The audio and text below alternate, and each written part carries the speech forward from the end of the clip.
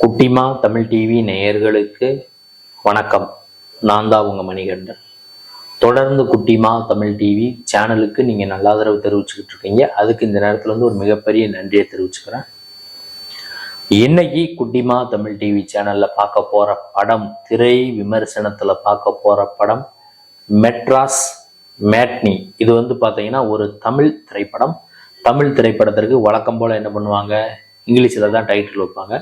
அதே மாதிரி இங்கிலீஷில் டைட்டில் வச்சுருக்காங்க. தமிழ் படம் எடுக்கக்கூடிய தயாரிப்பாளர்கள் தமிழில் தலைப்பு வைங்க அப்படிங்கிற மாதிரி நான் நிறைய வீடியோவில் சொல்லிக்கிட்டு இருக்கேன். அதை யாருமே ஃபாலோ பண்ணுற மாதிரி தெரியல. அதெல்லாம் நம்ம நேரடியாக திரை விமர்சனத்துக்கு போகலாம். அதுக்கு முன்னாடி குட்டிமா தமிழ் டிவி இந்த சேனலை சப்ஸ்கிரைப் பண்ணாதவங்களா இருந்தால் ஒரு தடவை பண்ணவங்க பெல் பட்டனை சேர்த்து அழுத்துங்க. அப்படி நீங்கள் சப்ஸ்கிரைப் பண்ணிவிட்டு பெல் பட்டன் அழுத்தினா தான் நாங்கள் வீடியோ அப்லோட் பண்ண உடனே உங்களுக்கு நோட்டிஃபிகேஷனில் காமிக்கும். நீங்கள் அந்த வீடியோ பார்த்து என்ஜாய் பண்ணலாம். உங்களுடைய நண்பர்கள் உறவினர்கள்ட்டையும் குட்டிமா தமிழ் டிவி சேனலை பற்றி சொல்லி சப்ஸ்கிரைப் பண்ண வைங்க, லைக் பண்ண வைங்க, கமெண்ட் பண்ண வைங்க. வீடியோ பிடிச்சிருந்தா ஷேர் பண்ண சொல்லி ஒரு வார்த்தை சொல்லுங்க. இப்போ திரை விமர்சனத்துக்கு போகலாம். மெட்ராஸ் மேட்னி படத்தோட நடிகைகளை பார்க்கலாம்.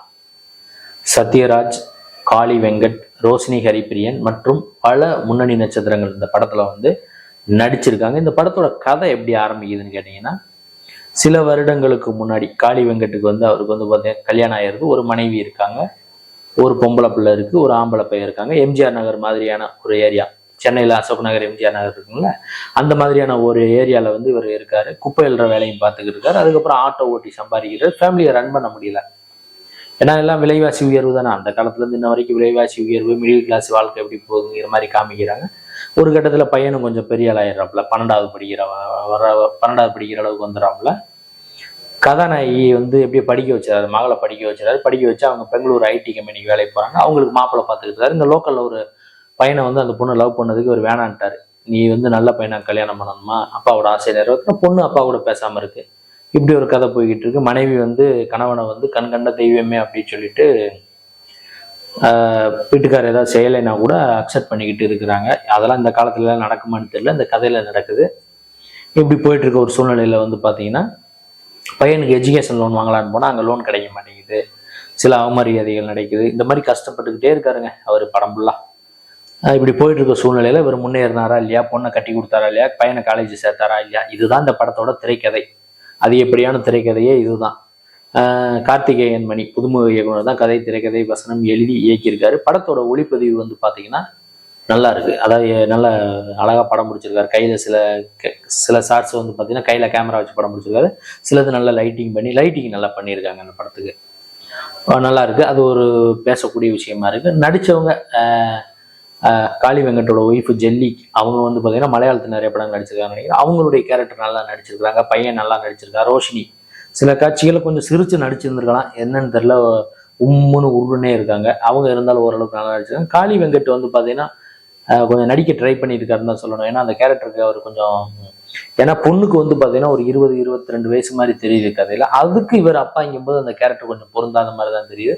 அவரும் பெர்ஃபார்மன்ஸ் வைஸா ஒண்ணுமே பெருசா பண்ண மாதிரி தெரில. ஏதாவது ஆட்டோ ஓட்ட போட்டாரு, ஃபேமிலி, நான் மிடில் கிளாஸுங்கிற மாதிரி சும்மா நார்மலா தான் நடிச்சிருக்காரு. அது ஒன்றும் அவருடைய கேரக்டர் கொஞ்சம் ஒட்டாத மாதிரி தான் இருக்கு. இப்படி போயிட்டு இருக்கு கதை. படம் எப்படி பார்த்தீங்கன்னா, பின்னணி இசை ஓரளவுக்கு நல்லா ரசிக்கும்படியா இருக்கு. வடிவேல் அவர்களுடைய சாங் கேட்கும்போது நல்லா இருந்துச்சு. படத்துல சவுண்டை கம்மி பண்ணி ஏதோ வாய்ஸ் ஓவர்லாப்பில் வந்துச்சு. என்னடா பொழப்புதுன்னு ஒரு சாங்கு, அது கொஞ்சம் பரவாயில்லாமல் இருந்தது. அப்புறம் பார்த்தீங்கன்னா ஃபர்ஸ்ட் ஹாப் போர் அடிக்குது. அதாவது எல்லா படத்துலையும் பார்த்தீங்கன்னா ஃபர்ஸ்ட் ஹாப் கொஞ்சம் லைட்டாக போர் அடிக்கிற மாதிரி தான் இருக்கும். இந்த படத்தில் பார்த்தீங்கன்னா ஒவ்வொரு சீனுமே போர் அடிக்குது. எப்படா இந்த சீன் முடியும், எப்படா இந்த சீன் முடியும், எப்படா இந்த சீன் முடியுங்கிற மாதிரி தான் ஃபர்ஸ்ட் ஹாப் ஒரு மணி நேரம் போர் அடிக்குது. செகண்ட் ஹாப் பார்த்தீங்கன்னா சரி, ஃபர்ஸ்ட் ஹாப் தான் கொஞ்சம் போர் அடிச்சு போச்சு. செகண்ட் ஹாப் கொஞ்சம் கதையை அப்படி இப்படின்னு மாற்றி கொஞ்சம் நல்லா பில்டப் பண்ணி ஏதோ ஒன்று கொண்டு டக்குன்னு முடிப்பாங்க. ஹீரோயிசம் மாதிரி ஏதோ மிடில் கிளாஸ் வாழ்க்கைனா என்ன கொஞ்சம் ஹீரோயிசங்கள்லாம் அப்படி இப்படின்னு வரணும்னு பார்த்தா அதுவும் போர் அடிக்குது. இதுல இடையில அவர் சத்யராஜ் அவர்கள், புரட்சி தமிழன் சத்யராஜ் அவர்கள் வாய்ஸ் ஓவர்ல அப்படியே கதையை சொல்றாரு. இந்த மாதிரி இவங்க ஃபேமிலி, அவங்க ஃபேமிலி படம் தான் பார்த்துக்கிட்டு இருக்கோம். இடையில அவர் வேற டிஸ்டர்ப் பண்றாரு. அதுவும் போர் அடிக்கிற மாதிரி தான் இருக்கு. ஓவராலா பார்க்கும்போது இந்த படம் எப்படி இருக்குன்னு கேட்டீங்கன்னா, மெட்ராஸ் மேட்னி ஏன் தலைப்பு வச்சாரு இயக்குனர் அப்படிங்கிறதுன்னு தெரியல. ஓவராலா பார்க்கும்போது படம் எப்படி இருக்குன்னு கேட்டீங்கன்னா, நானே சொல்லிட்டேன், ஃபர்ஸ்ட் ஹாப்பும் ஃபுல்லாவே போர் அடிக்கிற மாதிரி தான் இருக்கு, செகண்ட் ஹாப்பும் ஃபுல்லாவே போர் அடிக்கிற மாதிரி தான் இருக்கு. இதுக்கப்புறம் படம் எப்படி இருக்குன்னு நான் எப்படி சொல்ல முடியும், நீங்களே முடிவு பண்ணிக்கோங்க. நான் பண்ண இந்த ரிவ்யூ மெட்ராஸ் மேட்னி படத்தோட திரை விமர்சனம் இந்த வீடியோ உங்களுக்கு பிடிச்சிருந்தா லைக் பண்ணுங்க, கமெண்ட் பண்ணுங்க, மறக்காம குட்டிமா தமிழ் டிவி இந்த சேனலை சப்ஸ்கிரைப் பண்ணாதவங்களா இருந்தால் ஒரு தடவை பண்ணவங்க பெல் பட்டனை அழுத்துங்க. அடுத்த வீடியோவில் இதே மாதிரி ஒரு திரை விமர்சனம் அல்லது சினிமா செய்தி அல்லது இதர செய்தியோட மீண்டும் நான் உங்களை வந்து சந்திக்கிறேன். குட்டிமா தமிழ் டிவி சேனலை பார்த்து வச்சுக்கிட்டு இருக்க நேயர்களுக்கும் ரசிகர்களுக்கும் பொதுமக்களுக்கும் நெஞ்சார்ந்த நன்றிகள்.